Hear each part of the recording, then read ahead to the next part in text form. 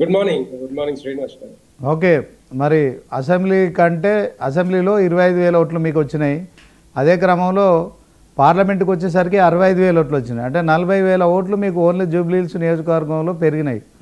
ఇక రెండు సంవత్సరాలు అయిపోయింది అసెంబ్లీ ఎన్నికలు జరిగిపోయి, అంటే సుమారు 23 నెలలు అవుతోంది. ఈ క్రమంలో జూబ్లీహిల్స్ ప్రజలు బీజేపీని ఆదరించినట్టు స్పష్టంగా కనిపిస్తోంది. ఎందుకంటే జూబ్లీహిల్స్ లాంటి మైనారిటీ ఓటర్లు అధికంగా ఉన్న ఈ ఏరియాలో, జూబ్లీహిల్స్ నియోజకవర్గంలో మొదటిసారి లంకల దీపక్ రెడ్డికి అంటే 2023 ఎన్నికల్లో 25,000 ఓట్ల మెజార్టీ రావడం కావచ్చు. అదే క్రమంలో సికింద్రాబాద్ నుంచి కిషన్ రెడ్డి గారు పార్లమెంట్ సభ్యులుగా పోటీ చేసినప్పుడు ఆయనకు 65,000 ఓట్లు రావడం, అంటే 40,000 ఓట్లు మీకు పెరిగినాయి. ఇప్పుడు బీజేపీ ఆ 65,000 ఓట్లను కాపాడుకుంటుందా? మరి కిషన్ రెడ్డి గారి ప్రభావం ఉంటుందా దీంట్లో? మరి మీ బీజేపీ పార్టీ ఎలాంటి స్టాండ్తో ముందుకెళ్తుంది, ఏం చెప్తారు? అందరికీ నమస్కారం, గుడ్ మార్నింగ్. డెఫినెట్ గా భారతీయ జనతా పార్టీకి జూబ్లీహిల్స్ నియోజకవర్గంలో గెలవడం అనేది చాలా ముఖ్యమైనది. ఎందుకంటే ప్రతిష్టాత్మకంగా తీసుకున్నాం కూడా డెఫినెట్ గా. ఎందుకంటే ఇప్పుడు అసెంబ్లీ తర్వాత పార్లమెంట్ ఎలక్షన్స్ ఎమ్మెల్సీ ఎలక్షన్స్ తర్వాత వచ్చిన జూబ్లీహిల్స్ ఉప ఎన్నిక ఏదైతే ఉందో ఆ డెఫినెట్ గా ఇది గెలిస్తే రేపొద్దున ఒక బేస్ క్రియేట్ అవుతుంది. రేపొద్దున ఇదే ఒరవడి మరి తెలంగాణ ప్రాంతం అంతా కూడా, తెలంగాణ రాష్ట్రం అంతా కూడా వెళ్ళే అవకాశాలు ఉంటాయి. ఎందుకంటే కారణాలు ఉన్నాయి చెప్పాలంటే. నేను ఊరికే గుడ్డిగా చెప్పడం కాదు. ఒకటి, బీఆర్ఎస్ పార్టీకి 9.5 సంవత్సరాలు అధికారం ఇచ్చారు, కానీ ఏం చేయలేకపోయారు. 3 సార్లు ఎమ్మెల్యేగా ఉన్న ఇది గత ఎమ్మెల్యే ఈ జూబ్లీహిల్స్ ని అసలు డెవలప్ చేయకుండా దాన్ని టోటల్ గా నెగ్లెక్ట్ చేసిన పరిస్థితి. ఎందుకంటే అక్కడ మేము తిరుగుతా ఉంటే, మీరు కూడా అన్ని మీడియా సంస్థలన్నీ కూడా అక్కడ వచ్చి చూసాయి. అక్కడ తిరుగుతా ఉంటే రోడ్ల మీద ఇప్పటికి కూడా ఇది డ్రైనేజ్ పొంగి పొరులుతా ఉంది, నడవలేని పరిస్థితిలో ఉన్నారు. అంటే జూబ్లీహిల్స్ ప్రాంతం అంటే గొప్పగా ఉంటది, హైదరాబాద్ కి ఒక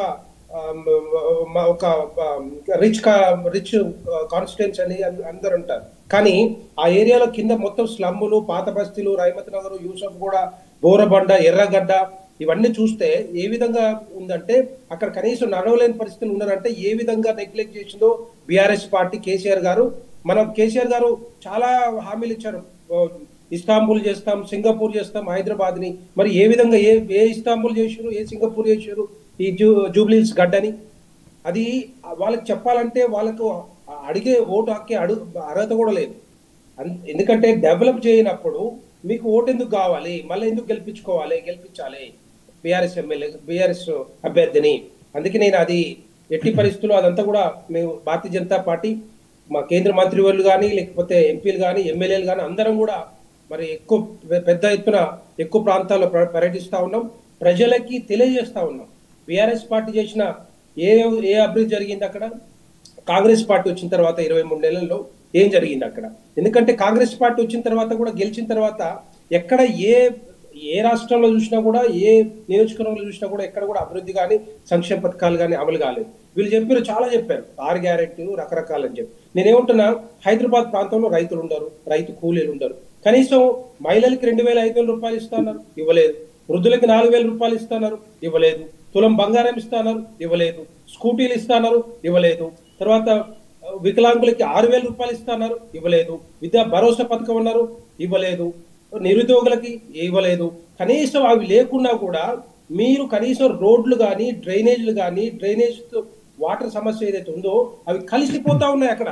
మరి డ్రైనేజ్ లో కలుస్తుంటే అప్పుడు కనీసం పట్టించుకోని కాంగ్రెస్ పార్టీ, అంటే గత బీఆర్ఎస్ పట్టించుకోలేదు, ఇప్పుడు కాంగ్రెస్ పార్టీ కూడా పట్టించుకోకపోతే ఓట్లు ఎందుకు వేయాలి కాంగ్రెస్ పార్టీకి? ఓట్లు ఎందుకు వేయాలి బీఆర్ఎస్ పార్టీకి? ఓట్లు డెవలప్ చేయనప్పుడు ఎందుకు వేయాలి చెప్పాలి వాళ్ళు. అందుకే వాళ్ళు తిరగలేని పరిస్థితుల్లో కనపడతారు. కేసీఆర్ గారికి ఇంతవరకు రాలేదు, కానీ 1 గంట సేపు పాదయాత్ర చేయమని చెప్పండి, ఎప్పుడో చూస్తా.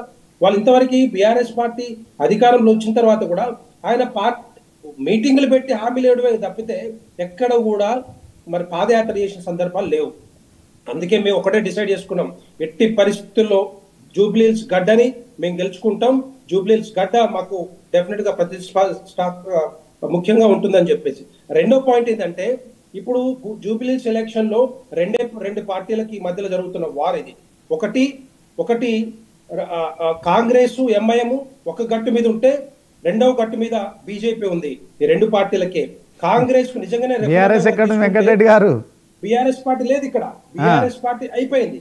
బీఆర్ఎస్ పార్టీకి స్టీరింగ్ లేదు, కారు లేదు, షెడ్ లో ఉంది కాబట్టి ఫామ్ హౌస్ కి పరిమితం చేసింది భారతీయ జనతా పార్టీ. కాబట్టి అంటే మీకు కాంగ్రెస్ కే పోటీ అంటారా ఇప్పుడు జూబ్లీహిల్స్ లో?